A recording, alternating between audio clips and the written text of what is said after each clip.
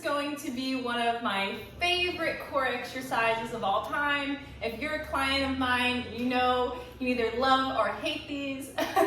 Surprisingly, a lot of my clients love these, but they are very challenging as they help you create pelvic control, and they also help strengthen the hip flexors.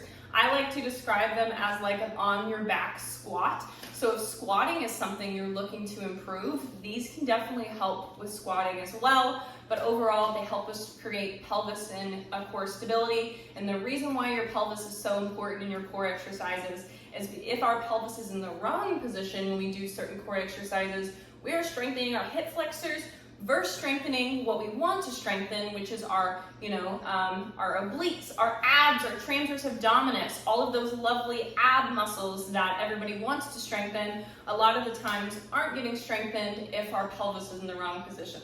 So this one combines pelvis strength and stability with core work, and it's pretty normal for these to also feel your hip flexors or your quads turn on, but that typically tends to go away after your first set or two of these. So we're gonna go ahead and hop on into it. As you see in my hands, I'm having a mini band or a booty band or a squat band, whatever you wanna call these, and I like to start off with something super light because these can be decently challenging, especially when we first try them. All right, so we're gonna go ahead and lay on our backs for this one. And I'm going to begin by placing this around my feet. If you've already seen my pelvis stability exercises and leg drags video, we're going to kind of repeat some of those tactics here today. So I'm just going to have you place your hands on your hip bones. Also, another option is create a triangle and place it on your hips and your pelvis. We're going to take a big breath here and begin to inhale. Lift the low back off the floor, arch. And then exhale, you're going to begin to tuck. So inhale, we arch, breathing into the nose, through the nose, breathing into the tummy, and then exhale, we tuck. We're going to find at least 10 of these.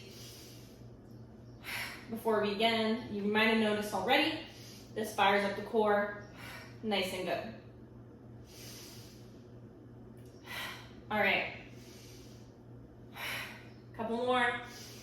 Inhale to arch, exhale to tuck the pelvis, feel that low back, dig into the mat. Very good, last one here. Exhale, we're tucking. So I want you to start with a nice tucked lower back. If you're unsure, you can try to put your hand underneath. If you can't, it means you're in the right spot. All right, from here, we're gonna begin to bring the knees up and towards the chest. I like to say to bring them in as far as you can with still keeping this tuck of the pelvis.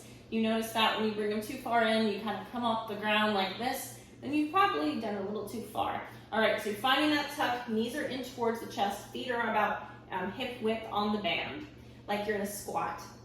And then we begin to press into the band, extend the leg out. As you push against the band, the core tucks underneath you, the low belly pulls in, and then we replace. So you're here, and then you're switching. Core pulls in, low belly and pelvis tuck to keep that flat back. And we move it nice and slow. Again, every time the leg goes out, the abs are opposing the legs, pulling in, tucking the pelvis, keeping that nice flat back on the ground. These are feeling really good. You can do the same thing with your head raised. Continue to breathe. I like to inhale to extend. Exhale to bring it back, or any other configuration of the breath that works for you. Very good. Make sure you're getting even reps per side, that every time the leg goes out, you're pulling that core back in.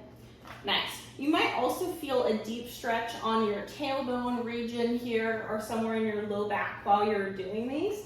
That is likely because your hips are quite tight in the flex position, bringing them towards your body, and don't feel like you're doing anything wrong if you feel that.